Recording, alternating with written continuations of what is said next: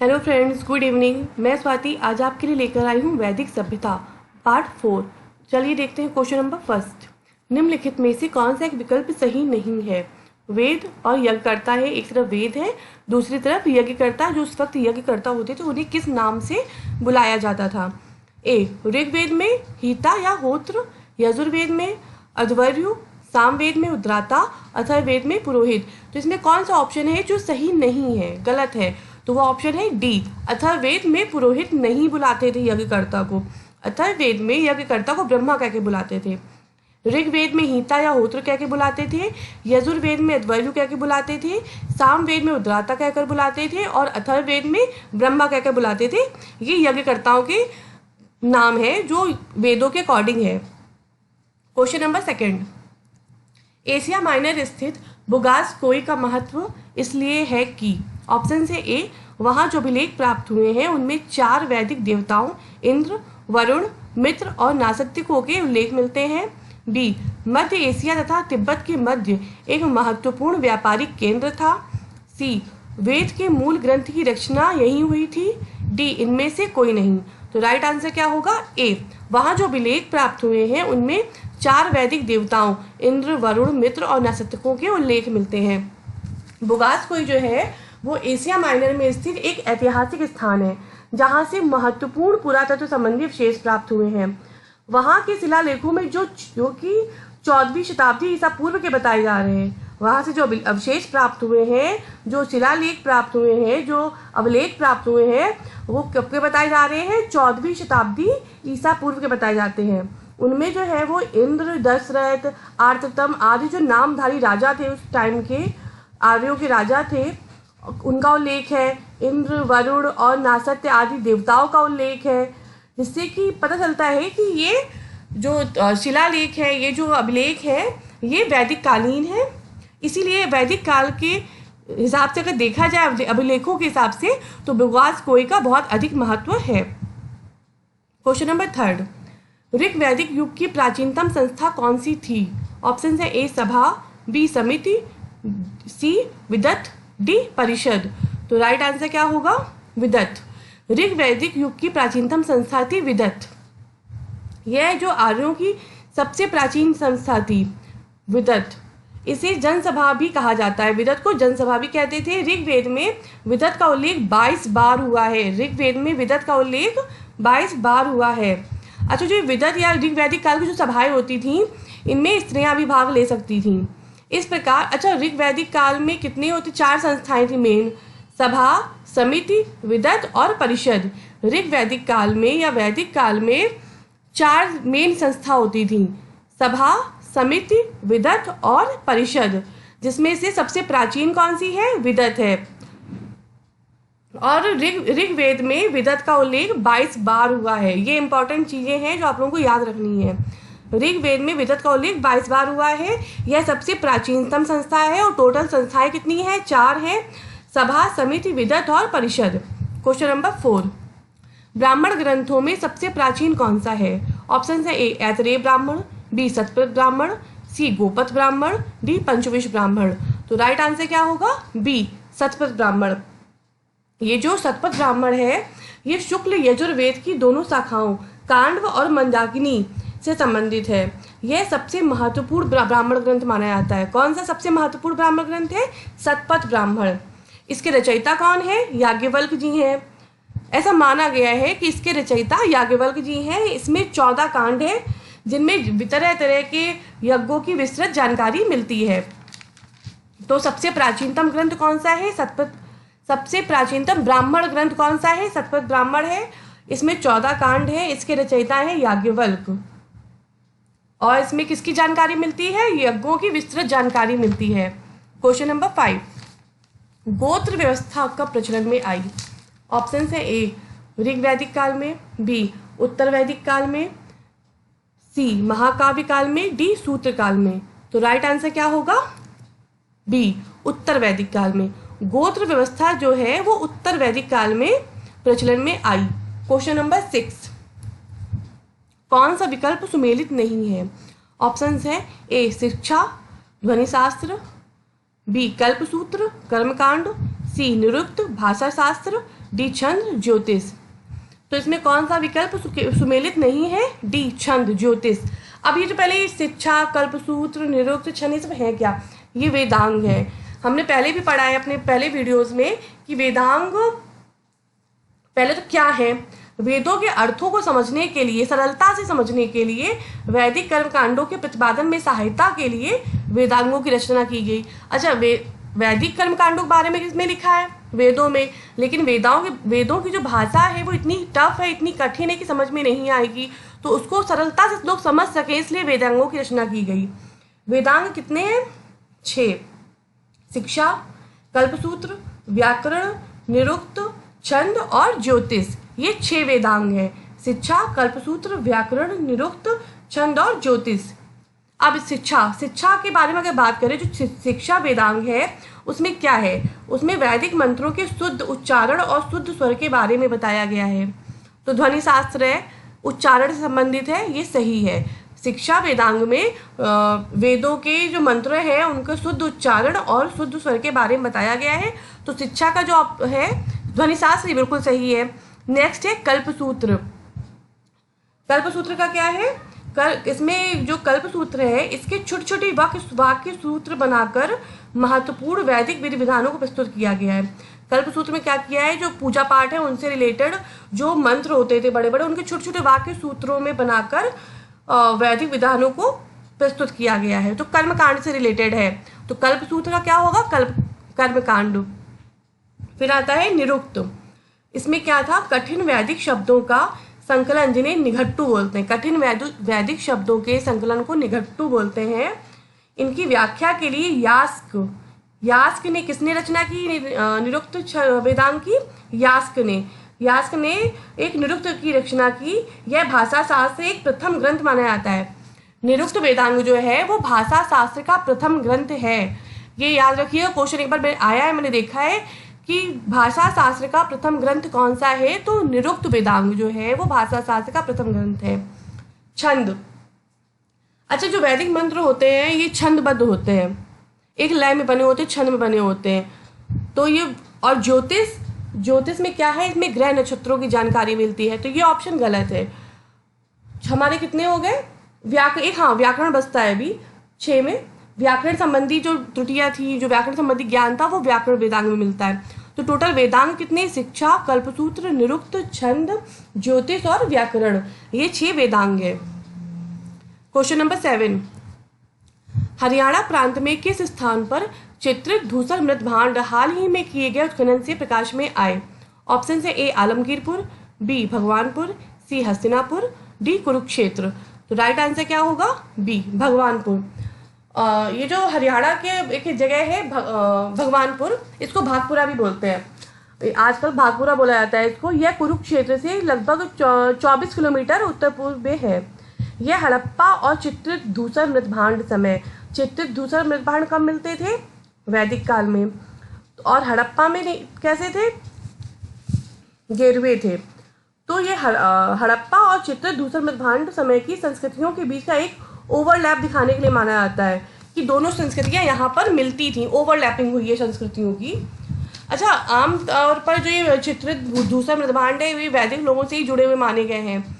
इसलिए कहा जाता है कि जो ये हरियाणा प्रांत का जो भगवानपुर है, भागपुरा है, इस यहाँ पर भारत की 2 महान संस्कृतियों का संगम हुआ। पहले हड़प्पा संस्कृति की थी, उसको फिर क्या नाम है, उसके बाद वैदिक संस्कृति यहीं पर आई। तो यहाँ पे 2 संस्कृतियों की ओवरलैपिंग हुई या 2 संस्कृतियों का संगम कहा जा सकता है। कहाँ पर? हरियाणा के भगवानपुरा या भागपुरा। क्वेश्चन नंबर 8, प्राचीनतम विवाह संस्कार का वर्णन करने वाला विवाह सूक्त किसमें पाया जाता है? ऑप्शन है ए ऋग्वेद, बी यजुर्वेद, सी सामवेद, डी गृहसूत्र। तो राइट आंसर क्या होगा? ए ऋग्वेद। प्राचीनतम विवाह संस्कार का वर्णन करने वाला विवाह सूक्त किसमें पाया जाता है? ऋग्वेद में। यह ऋग्वेद के 10वें मंडल में है। ऋग्वेद के 10वें मंडल के 85वें सूक्त को क्या कहा जाता है? विवाह सूक्त। ऋग्वेद के 10वें मंडल के 85वें सूक्त को क्या कहते हैं? विवाह सूक्त कहते हैं। अथर्ववेद में भी इस विवाह सूक्त का वर्णन है, लेकिन जो मेनली कहा जाता है विवाह सूक्त, पहले क्योंकि पहले ऋग्वेद बना है इसलिए कहाँ पाया गया? ऋग्वेद में 10वें मंडल के 85वें सूक्त में। इसमें वर्णन है सूर्य की जो पुत्री थी सूर्या और सोम के विवाह का। ये जो विवाह सूक्त में क्या वर्णन किया गया है, सूर्य की पुत्री सूर्या और सोम के विवाह का वर्णन है विवाह सूक्त में, जो कि ऋग्वेद के 10वें मंडल के 85वें सूक्त को विवाह सूक्त कहा जाता है। क्वेश्चन नंबर 9, कौन सा विकल्प सुमेलित नहीं है? संग्रहित किसे कहते थे? सेनापति को। बी भागदूत कर संग्रहकर्ता को। छता या छत्री प्रतिहारी को। अक्षवाप पांसे के खेल में राजा का सहायक। तो उसमें कौन सा सुमेलित नहीं है? गलत कौन सा है? क्वेश्चन ए, जो ऑप्शन ए है वो गलत है। संग्रहित को सेनापति नहीं कहते थे, उसे क्या कहते थे? कोषाध्यक्ष कहते थे, कैशियर बोलते थे। जो कोषाध्यक्ष होता था उसे संग्रहित बोलते थे। जो कर टैक्स लेता था, कर संग्रह करता, उसे भागदूत बोलते थे। प्रतिहारी को क्या कहते थे? छता या छत्री। और जो पासे के खेल में राजा का सहायक होता था उसे अक्षवाप कहते थे।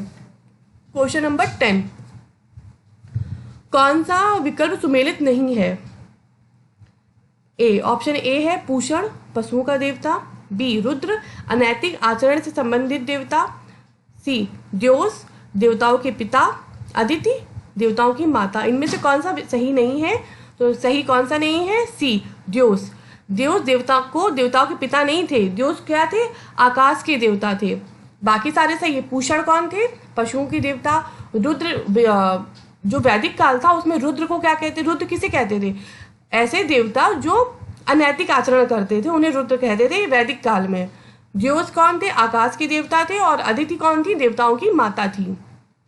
क्वेश्चन नंबर 11, मनुस्मृति मुख्यतः किससे संबंधित है? ऑप्शन है ए समाज व्यवस्था से।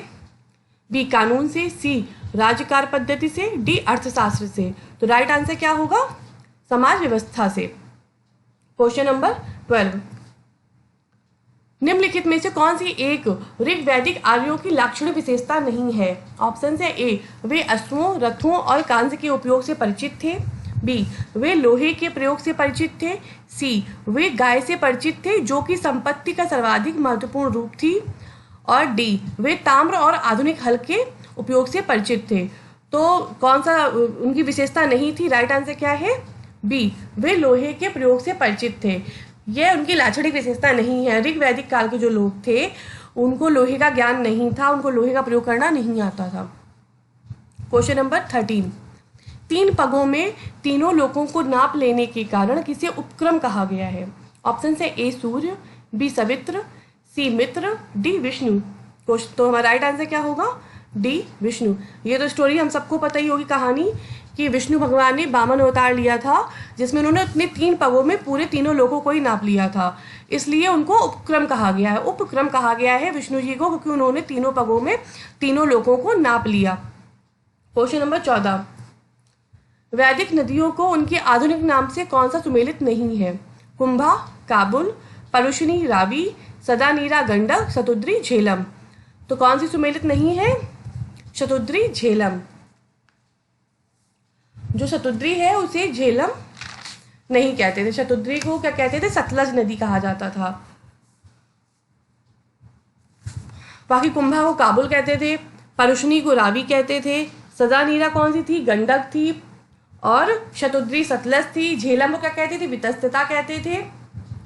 ये नाम है नदियों के। और भी थी बहुत सारी नदियां वैदिक काल में, जैसे कि शतुद्री हो गई, सतलज, वितस्तता, झेलम, विपाशा व्यास नदी को कहते थे, अस्किनी कहते थे चिनाब नदी को, गोमल कहते थे गोमती नदी को, सुवास्तु कहते थे स्वात नदी को, और सरस्वती सबसे पवित्र नदी कौन सी थी कही गई है वैदिक काल में? सरस्वती। सरस्वती नदी को महातमा या नदी तमा कहा जाता था वैदिक काल में। क्वेश्चन नंबर 15, इस पुस्तक में मगध के लिए व्रात्र या निम्न कोटि शब्द का प्रयोग हुआ है? तो देखते हैं आंसर क्या है। ऋग्वेद में, यजुर्वेद में, सामवेद में, अथर्ववेद में। तो राइट आंसर क्या है? अथर्ववेद में। अथर्ववेद में मगध के लिए व्रात्य निम्न कोटि शब्द का प्रयोग हुआ है। क्वेश्चन नंबर 15, किस ऋषि ने दक्षिण भारत में आर्य संस्कृति का प्रसार किया था? किस ऋषि ने दक्षिण भारत में आर्य संस्कृति का प्रचार किया था? ए गौतम, बी कपिल, सी अगस्त, डी जैमिनी। तो राइट आंसर क्या होगा? सी अगस्त मुनि। अगस्त मुनि ने दक्षिण भारत में आर्य संस्कृति का जो प्रसार किया था। क्वेश्चन नंबर 17, प्रथम विधि निर्माता कौन है? ऑप्शन है ए मनु, बी चाणक्य, सी चंद्रगुप्त, डी सेल्यूकस। तो राइट आंसर क्या होगा? ए मनु। जो मनु है वो प्रथम विधि निर्माता है। अच्छा, सनातन धर्म के अनुसार मनु को संसार का प्रथम पुरुष भी कहा गया है। उनका नाम क्या था? स्वयंभु मनु। स्वयंभु मनु, मनु का पूरा नाम है स्वयंभु मनु। इनको संसार का प्रथम पुरुष कहा गया है। और इनकी जो पत्नी थी उन्हें संसार की प्रथम स्त्री कहा गया है। उनका नाम है शतरूपा। मनु और शतरूपा ये प्रथम कपल है या प्रथम युगल है जो कहा गया है संसार का, और यही विधि निर्माता है। प्रथम विधि निर्माता कौन है? स्वयंभु मनु।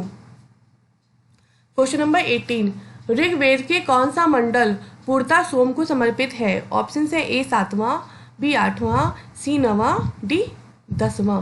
तो राइट आंसर क्या होगा? सी 9वां। जो ऋग्वेद का 9वां मंडल है वो पूरी तरह पूर्णतः सोम को समर्पित है। अच्छा, ऋग्वेद का जो तीसरा मंडल है उसमें क्या हमें गायत्री मंत्र मिलता है। 7वें मंडल में हम पढ़ चुके हैं, हमें दासराज युद्ध जो 10 राजाओं के मध्य युद्ध हुआ था उसके बारे में जानकारी मिलती है। और 10वां मंडल जो है उसमें पुरुष सूक्त मंत्र में शूद्रों का उल्लेख मिलता है। शूद्रों का प्रथम उल्लेख कहाँ मिलता है? ऋग्वेद के 10वें मंडल में। और जो 9वां मंडल है वो पूरी तरह सोम को समर्पित है। क्वेश्चन नंबर 19, आरंभिक वैदिक साहित्य में सर्वाधिक वर्णित नदी कौन सी है? ऑप्शन है ए सिंधु नदी, बी शतुद्री नदी, सी सरस्वती, डी गंगा। तो राइट आंसर क्या होगा? सिंधु नदी। जो ऋग वैदिक काल रहा है, वैदिक काल रहा है, पूर्व वैदिक काल रहा है, उसमें सर्वाधिक वर्णित नदी कौन सी है? सिंधु नदी रही है। वैसे तो अगर देखा जाए तो ऋग्वेद में टोटल 25 नदियों का उल्लेख मिलता है, लेकिन सबसे महत्वपूर्ण नदी कौन सी है? सिंधु नदी है। और सबसे पवित्र नदी कौन सी है? सरस्वती नदी है। ऋग्वैदिक काल के अकॉर्डिंग सबसे महत्वपूर्ण है सिंधु नदी, सबसे पवित्र नदी है सरस्वती नदी, जिसे नदी तमा या महातमा भी कहते हैं। और गंगा नदी का जो शब्द है, गंगा नदी का उल्लेख केवल ऋग्वैदिक काल में सिर्फ और सिर्फ एक बार हुआ है। उस वक्त गंगा नदी की इतनी महानता नहीं थी, सरस्वती नदी को पवित्रतम मानते थे। नेक्स्ट है 20, वैदिक युग में प्रचलित लोकप्रिय शासन प्रणाली कैसी थी? ऑप्शन है ए निरंकुश, बी प्रजातंत्र, सी गणतंत्र, डी वंशानुगत राजतंत्र। तो राइट आंसर क्या होगा? सी गणतंत्र। जो वैदिक युग में प्रचलित लोकप्रिय शासन प्रणाली थी वो गणतंत्र थी। अच्छा, अगर देखा जाए वैसे तो वैदिक काल में राजतंत्रात्मक प्रणाली थी, राजा का बेटा राजा होगा और राजा ही शासक था मेन, वैसे ही थी। लेकिन ऐसा क्या था, जो राजा था वो था तो वंशानुगत, लेकिन अगर प्रजा के ऊपर डिपेंड करता था। अगर प्रजा चाहे तो उसको हटा सकती थी, किसी और को भी राजा बना सकती थी। तो जो राजा था उसका जो अधिकार था वो क्षेत्र विशेष का नहीं बल्कि जन विशेष का होता था। और गणतंत्र थी क्योंकि प्रजा चाहे तो राजा को हटा सकती थी। वैसे तो राजा का बेटा राजा ही रहेगा, लेकिन अगर प्रजा नहीं चाहेगी तो राजा का बेटा राजा नहीं होगा, वो किसी और को भी बना सकती थी, इसलिए वो गणतंत्र प्रणाली थी। क्वेश्चन नंबर 21, सही मिलान करिए। वेद और उपवेद। ऋग्वेद का उपवेद धनुर्वेद, यजुर्वेद का आयुर्वेद, सामवेद का शिल्पवेद और अथर्ववेद का गंधर्ववेद। ये दिए गए हैं, इनका हमें सही मिलान करना है। तो देखते हैं सही मिलान क्या है। एक का दूसरा, मतलब कि ऋग्वेद का आयुर्वेद है, यजुर्वेद का धनुर्वेद है, सामवेद का गंधर्ववेद है और अथर्ववेद का शिल्पवेद है। ये तो सही मिलान हुआ। अब अच्छा देखिए, जैसे जो वेद है ये उनके उपवेद है, जैसे ऋग्वेद, उसका उपवेद कौन सा है? आयुर्वेद। आयुर्वेद की रचना किसने की? प्रजापति ने की। फिर आता है यजुर्वेद। यजुर्वेद का जो उपवेद है वो है धनुर्वेद। धनुर्वेद की रचना किसने की? विश्वामित्र ने की। फिर सी है सामवेद। सामवेद का उपवेद कौन सा है? गंधर्ववेद। गंधर्ववेद की रचना किसने की? नारद मुनि ने की। और फिर आता है नेक्स्ट अथर्ववेद। अथर्ववेद का उपवेद है शिल्पवेद और इसकी रचना किसने की? विश्वकर्मा ने की। तो ये था हमारा right answer. Question number 22, Rigveda में किसी भी मंडल का प्रथम सूक्त किस देवता को समर्पित है? ऋग्वेद में किसी भी मंडल का प्रथम सूक्त किस देवता को समर्पित है? ऑप्शन है ए इंद्र को, बी अग्नि को, सी वरुण को, डी मित्र को। तो राइट आंसर क्या होगा? अग्नि। ऋग्वेद में किसी भी मंडल का जो प्रथम सूक्त है वो अग्नि देवता को समर्पित है। क्वेश्चन नंबर 23, उत्तर वैदिक काल में सर्वाधिक महत्वपूर्ण देवता कौन थे? उत्तर वैदिक काल में सर्वाधिक महत्वपूर्ण देवता कौन थे? ऑप्शन है ए इंद्र, बी अग्नि, सी प्रजापति, डी मित्र। तो राइट आंसर क्या होगा? सी प्रजापति। अच्छा, उत्तर वैदिक काल में तो सर्वाधिक महत्वपूर्ण देवता प्रजापति हो गए, लेकिन पूर्व वैदिक काल में सर्वाधिक महत्वपूर्ण देवता कौन थे? वो थे इंद्र। ये अलग अलग चीजें, बहुत कंफ्यूजन होता है। पूर्व वैदिक काल में सर्वाधिक महत्वपूर्ण देवता इंद्र थे और उत्तर वैदिक काल में सर्वाधिक महत्वपूर्ण देवता प्रजापति थे। क्वेश्चन नंबर 24, उत्तर वैदिक काल में अजातशत्रु कहाँ के राजा थे? ऑप्शन है ए केकय के, बी काशी के, सी विदेह के, डी पांचाल के। तो राइट आंसर क्या होगा? बी काशी के। उत्तर वैदिक काल में अजातशत्रु काशी के राजा थे। अच्छा, केकय, उत्तर वैदिक काल में ये और जो राज्य दिए गए हैं जैसे केकय, तो उत्तर वैदिक काल में केकय के राजा कौन थे? राजा अश्वपति थे। उत्तर वैदिक काल में काशी के राजा अजातशत्रु थे। उत्तर वैदिक काल में विदेह के राजा कौन थे? राजा जनक थे। और उत्तर वैदिक काल में पांचाल के राजा कौन थे? तो पांचाल के राजा थे प्रवाहन जैवली, जो प्रवाहन जैवली थे पांचाल के राजा। तो ये हो गए चारों ऑप्शन आपके। क्वेश्चन नंबर 25, निम्नलिखित में से कौन आर्यों की पंचजन से संबंधित नहीं है? ऑप्शन है ए अणु, बी तुर्वस, सी कीकट, डी द्रुह। तो राइट आंसर क्या होगा? सी कीकट। अच्छा, जो आर्यों की जो जनजातियां थी उनको पंचजन्य कहा जाता है। 5 जनजातियां थी मेन रूप से। तो आर्यों की जो जनजातियों को पंचजन कहा जाता था। वो 5 जनजातियां कौन सी थी? पंचजन, अणु, तुर्वस, द्रुह और कौन सी थी? पुरु और यदु। पुरु, यदु, तुर्वस, अणु और द्रुह, ये 5 जनजातियां थी आर्यों की जिन्हें पंचजन कहा जाता था। क्वेश्चन नंबर 26, 24 बैलों द्वारा हल खींचने का उल्लेख किस ग्रंथ में मिलता है? 24 बैलों द्वारा हल खींचने का उल्लेख किस ग्रंथ में मिलता है? तो ऑप्शन है ए शतपथ ब्राह्मण, बी काठक संहिता, सी मुंडक उपनिषद, डी अथर्ववेद। तो राइट आंसर क्या होगा? बी काठक संहिता। जो काठक संहिता है उसमें 24 बैलों द्वारा हल खींचने का उल्लेख मिलता है। क्वेश्चन नंबर 27, मनुस्मृति के कितने टीकाकार है? टीकाकार क्या होता है? कमेंट्रेटर, जो व्याख्या करते हैं उसकी। तो मनुस्मृति के कितने टीकाकार हैं? ऑप्शन है ए 3, बी 4, सी 5, डी 6। तो राइट आंसर क्या होगा? बी 4। मनुस्मृति के कुल 4 टीकाकार हैं, कमेंट्रेटर हैं, व्याख्याकर्ता हैं। वो 4 कौन कौन से हैं? वररुचि, मेधातिथि, उलूक भट्ट और गोविंदराज। कौन है वो? वररुचि, मेधातिथि, उलूक भट्ट और गोविंदराज। ये जो 4 हैं ये मनुस्मृति के टीकाकार हैं। क्वेश्चन नंबर 28, जीवन के विज्ञान का उल्लेख सर्वप्रथम कहाँ मिलता है? जीवन का विज्ञान क्या है? आयुर्वेद है। तो आयुर्वेद का सर्वप्रथम उल्लेख कहाँ मिलता है? ऑप्शन है ए ऋग्वेद में, बी यजुर्वेद में, सी सामवेद में, डी अथर्ववेद में। तो राइट आंसर क्या होगा? डी अथर्ववेद में। जीवन के विज्ञान अर्थात आयुर्वेद का सर्वप्रथम उल्लेख अथर्ववेद में मिलता है।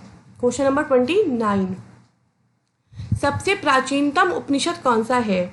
ऑप्शन है ए कठोपनिषद, बी छंदोक्य उपनिषद, सी केन उपनिषद, डी वृदारण्यक उपनिषद। तो राइट आंसर क्या होगा? सबसे प्राचीन उपनिषद जो है वो है छंदोक्य उपनिषद, बी ऑप्शन। छंदोक्य उपनिषद जो है वो सबसे प्राचीनतम उपनिषद है। अच्छा, जो ये उपनिषद होते हैं ये किसी ना किसी वेद से कनेक्टेड होते हैं, संबंधित होते हैं। तो जो कठोप उपनिषद है वो किससे संबंधित है? यजुर्वेद से। छंदोक्य उपनिषद किससे है? सामवेद से। केन उपनिषद सामवेद से और वृदारण्य उपनिषद ये यजुर्वेद से संबंधित है। तो सबसे प्राचीनतम कौन सा है? छंदोक्य उपनिषद। क्वेश्चन नंबर 30, सबसे बड़ा उपनिषद कौन सा है? कठोपनिषद, छंदोक्य उपनिषद, केन उपनिषद, वृदारण्यक उपनिषद। तो राइट आंसर क्या होगा? डी वृदारण्यक उपनिषद जो है, वृदारण्यक उपनिषद सबसे बड़ा उपनिषद है। और सबसे छोटा उपनिषद कौन सा है? मांडुक्योपनिषद जो है वो सबसे छोटा है। सबसे बड़ा उपनिषद है बृहदारण्यक उपनिषद और सबसे छोटा है मांडुक्योपनिषद। तो फ्रेंड्स, ये थे हमारे आज के 30 क्वेश्चंस। उम्मीद है कि आपको पसंद आए होंगे। तो प्लीज़ लाइक करिए, शेयर करिए और सब्सक्राइब करिए चैनल को, और इसी तरह हमारे साथ बने रहिए। Thank you.